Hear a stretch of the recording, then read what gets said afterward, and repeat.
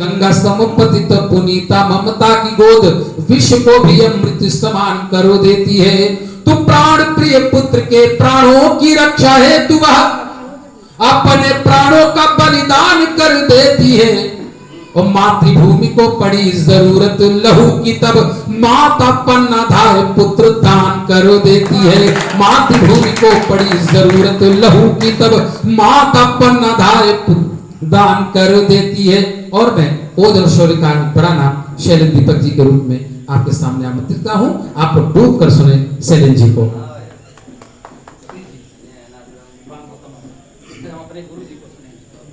मां शारदे को नमन करता हूं। मंच पर उपस्थित सभी कवियों को प्रणाम करता हूं। सामने बैठे आप सभी साहित्य के चौकीदारों को प्रणाम करता हूं।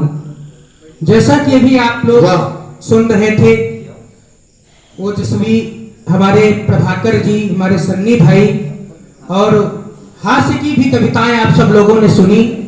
और जैसा कि आप सब लोग जानते हैं कि आज चंद्रशेखर आजाद जी का जन्मदिन है, तो वहीं से अगर बात शुरू की जाए तो ज्यादा अच्छा होगा। और आइए मैं एक क्षण अमर क्रांतिकारी चंद्रशेखर आजाद जी को समर्पित करता हूं। स्वागत है भैया, स्वागत है।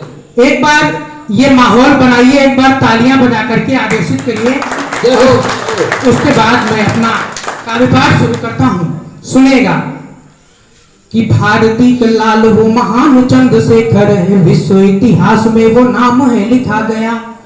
कि भारती का लाल वो महान चंद्रशेखर है, विश्व इतिहास में वो नाम है लिखा गया। तो नीति अन्याय के विरुद्ध युद्ध किया और सच्चे देशभक्त का वो धर्म भी निभा गया। कि भारती की अस्मिता पे दाग जो लगा रहे थे, मौत की सी नींद उन सबको सुला गया। वो सैकड़ों को मार खुद मार लिया अपने को, क्रांति का भी गुल पर देश में बजा गया। सैकड़ों को मार खुद मार लिया अपने को, क्रांति का भी गुल पर देश में बजा गया। सुंदर भाई, वाह। कि राष्ट्र की स्वतंत्रता में आए चंद्रशेखर, स्वतंत्र हिंद देश यहाँ देकर चले गए। वो कांपते हैं शत्रु चंद्रशेखर के नाम पर, भले हिंद देश से वे तेवर चले गए। जिसने गुलामी को सलामी नहीं दिया कभी, और दुख दर्द सारे लेकर चले गए। सदियों रहेंगे चंद्रशेखर वसुंधरा पे, भले आज वीर चंद्रशेखर चले गए। सदियों रहेंगे चंद्रशेखर वसुंधरा पे, भले आज वीर चंद्रशेखर। क्या बात, वाह, बहुत बहुत धन्यवाद, वाह। आइए दो तीन कवि और शेष हैं। जितने भी लोग आप यहाँ पर उपस्थित हैं, जो लोग चले गए वो भाग्यशाली हैं, लेकिन जो लोग बैठे हैं वो सौभाग्यशाली हैं, क्योंकि जो असली कविता है वो भी आपको सुनना बाकी है। और आइए मैं चार कुछ पंक्तियां और आपके बीच में पढ़ता हूँ। अभी जब हमारे अंगारा जी पढ़ रहे थे तो मेरा ध्यान कहीं दूसरी जगह गया और मैंने देश की कुछ कविता निकाली और मैं आपके बीच में पढ़ना चाहता हूँ। सुनेगा कि देश चला जब से अपना तब से इसका हर काम लिखा है। वाह, सुनिएगा कि देश चला जब से अपना तब से इसका हर काम लिखा है। कि प्यार की भाषा अनेक लिखी, पहचान लिखी, संग्राम लिखा है। कि प्यार की भाषा अनेक लिखी, पहचान लिखी, संग्राम लिखा है। कि सत्य अहिंसा का पाठ लिखा, संघर्ष लिखा, परिणाम लिखा है। तो संसार तो केवल ख्वाबों में है, उर में बस देश का नाम लिखा है। संसार तो केवल ख्वाबों में है, उर में बस देश का नाम लिखा है। कि जाति अनेक है, धर्म भले, पर मान सभी का समान लिखा है। कि जाति अनेक है, धर्म भले, पर मान सभी का समान लिखा है। और शौर्य विराट लिखा इसका, शौर्य विराट लिखा इसका, और साप लिखा वरदान लिखा है। नेह की शाम लिखी अपनी, और नित्य नवीन विहान लिखा है। और सब देश तो केवल देश लिखे, बस भारत तो देश महान लिखा है। सब देश तो केवल देश लिखे, बस भारत तो देश महान लिखा है। और अभी एक भाई साहब ने मुझसे पूछा था कि भाई साहब आप कविता में क्या लिखते हो? मैंने उससे बताया कि मैं क्या लिखता हूँ। सुनिएगा चार पंक्तियां। स्वागत है कि धरती समुद्र और नभ डोलते थे, ऐसी भारत की असली जवानी लिखता हूँ मैं। कि धरती समुद्र और नभ डोलते थे, ऐसी भारत की असली जवानी लिखता हूँ मैं। वो बूंद बूंद रक्त रण भूमि में चढ़ा दिया है, रणमाकुरों की जिंदगानी लिखता हूँ मैं। और जिसने गुलामी को सलामी नहीं दिया कभी, स्वाभिमानी अमर कहानी लिखता हूँ मैं। वो पुरुषों में राजगुरु शेखर सुभाष चंद्र, नारियों में झांसी वाली रानी लिखता हूँ मैं। नारियों में झांसी वाली रानी लिखता हूँ मैं। कि देश की सुरक्षा हेतु जिंदगी से खेलते हैं, ऐसे महापुरुषों के नाम लिखता हूँ मैं। कि देश की सुरक्षा हेतु खेलते हैं जिंदगी से, ऐसे महापुरुषों के नाम लिखता हूँ मैं। कि त्याग तप धैर्य की मिसाल विश्व देख सके, द्रोण दधीचि घनश्याम लिखता हूँ मैं। वो तुलसी रहीम रस खान सूर मीराबाई, जायसी रहीम मती राम लिखता हूँ मैं। और राणा और शिवा का विराट रूप लिखता हूँ, कविता में अब्दुल कलाम लिखता हूँ मैं। राणा और शिवा का विराट रूप लिखता हूँ, कविता में अब्दुल कलाम लिखता हूँ मैं। अभी मुझे घटना याद आई। अभी हमारे भाई साहब कह रहे थे थोड़ा सा आप सबका माहौल कविता के प्रति बने, मैं ऐसी उम्मीद करता हूँ। हमारे बीच में बस ज्यादा कवि शेष नहीं, तीन कवि शेष हैं। और अगर आप मुझे बहुत सुंदर भाई, वाह शैलेंद्र जी। दादाजी का आशीर्वाद हमारे लिए किसी बड़े पुरस्कार से कम नहीं है। हमारे बीच में 2-3 कवि और शेष हैं, हमें भी मिला लेंगे तो एक संख्या और बढ़ जाएगी।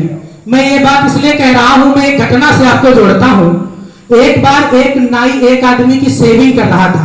वाह, आपने भी देखा होगा, जाते हैं नाई की दुकान पर। सुनिएगा, छोटी सी बात है। एक बार एक नाई एक आदमी की सेविंग कर रहा था, तो उसका ब्लेड था थोड़ा खराब, तो वो जितनी बार चलाता तो उसके गाल को कहीं न कहीं से काट देता। और जब उसका गाल कटता चला जा रहा था और वो नाई बार बार पूछ रहा, भैया आप कितने भाई हो? तो वो कह रहा, भैया आपको दाढ़ी बनाने से मतलब ये पूछोगे कितने भाई हो? अरे आप बताओ तो कितने भाई हो? तो कहा, भैया 5 हैं, अगर हमें जिंदा छोड़ दोगे तो 6 हैं। ऐसे तो अगर हम लोग 5 भाई हैं और अगर हमें भी जिंदा छोड़ दोगे तो 6 हैं। तो ऐसी स्थिति बन जाती है। अभी हमारे सरल जी अध्यापक मैं अंगारा जी और अंशुमान जी से चाहूंगा मंच पर आ जाइए। आ जाइए जी। हमारे सरल जी अध्यापक हैं, ये एक बच्चे को पढ़ा रहे थे। तो मैंने पूछा कि बेटा ये बताओ 18 पंचे? तो उसने कहा 120। तो सरल सर जी कहने लगे, वाह वाह बेटा। तो हमने कहा, सर जी ये गलत बोल रहा है। तो बोले, बड़ी सुधार है, कल ये 150 बता रहा था, आज कम से कम 120 तक आया है, और हो सकता कल 90 भी बता दे। एक बार एक लड़का अपना रिजल्ट देख करके आया हाई स्कूल का। तो उसके पिताजी ने पूछा, बेटा क्या हुआ तुम्हारे रिजल्ट का? तो उसने कहा, पिताजी वो डॉक्टर साहब जो थे अपने गांव के, उनका लड़का तो फेल हो गया। तो कहा, मैं तुम्हारा पूछ रहा हूँ। तो कहा, जो इंजीनियर साहब थे उनका भी लड़का फेल हो गया। तो कहा कि अरे मैं तुम्हारा पूछ रहा हूँ बेवकूफ कहीं के। तो कहा, जो वकील साहब का लड़का था उनका भी लड़का फेल हो गया। तो कहा, बदतमीज कहेंगे, मैं तुम्हारा रिजल्ट पूछ रहा हूँ। तो लड़के ने जवाब दिया, पिताजी जब डॉक्टर मास्टर वकील के लड़के फेल हो गए तो आप कौन से प्रधानमंत्री हैं जो आपका लड़का पास हो गया? ऐसी भी स्थितियां होती चली जाती हैं। साथियों, मैं ज्यादा समय नहीं लूंगा और आप सबकी इजाजत हो तो एक चंद्रशेखर आजाद पर मैंने भी एक गीत लिखा है। बस ज्यादा समय नहीं। जी जी, वाह। बस 2 मिनट।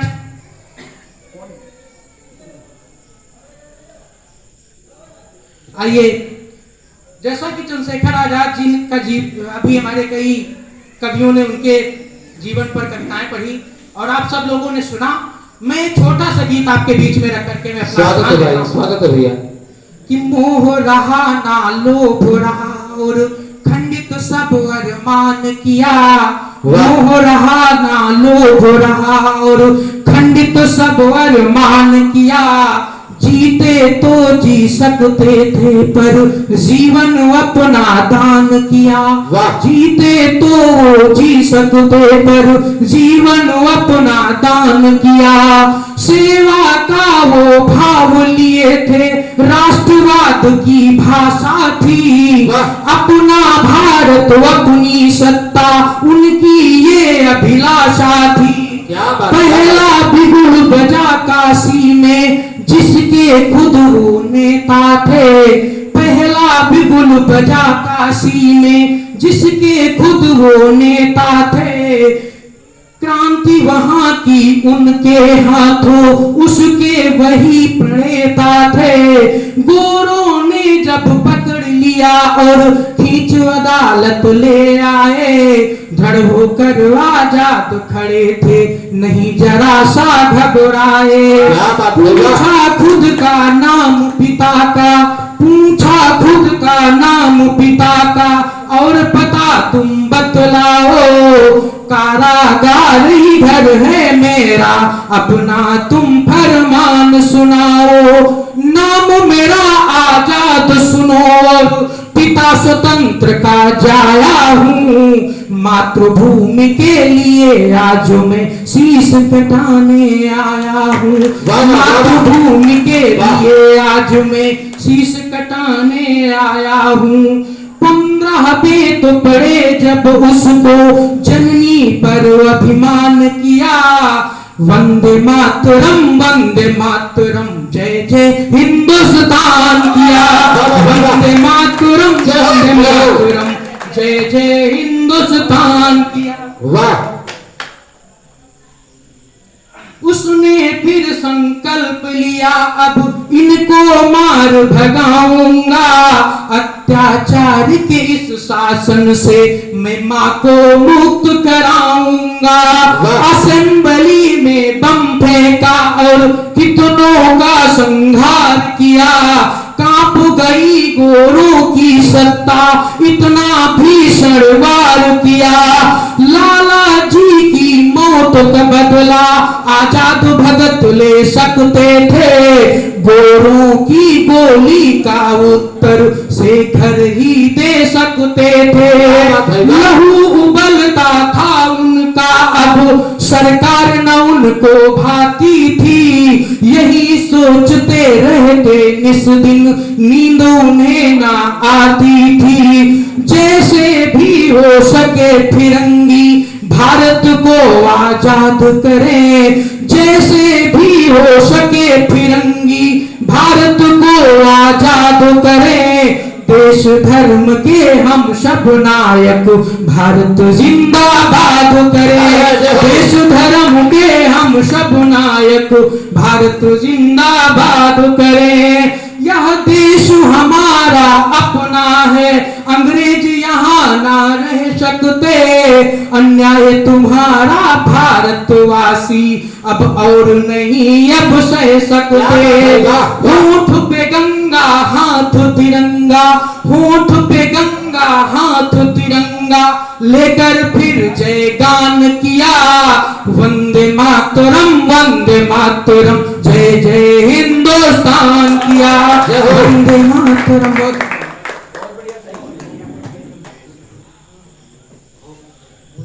वंदे मातरम जय जय हिंदुस्तान किया। हम समझ रहे हैं क्योंकि ये कार्यक्रम भी कम से कम 2-2.5 घंटे लेट शुरू हुआ, इस वजह से ये परेशानी हो रही, क्योंकि समय से हम लोग इकट्ठा नहीं हो पाए थे।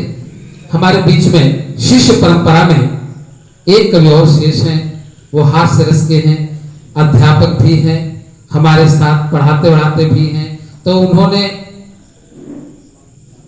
एक बार बच्चों से पूछा, बेटा ये बताओ सत्य और भ्रम में क्या अंतर है? तो इनके बच्चे ने कहा, गुरुजी आप पढ़ा रहे हो ये सत्य है, हम लोग पढ़ रहे हैं ये आपका भ्रम है।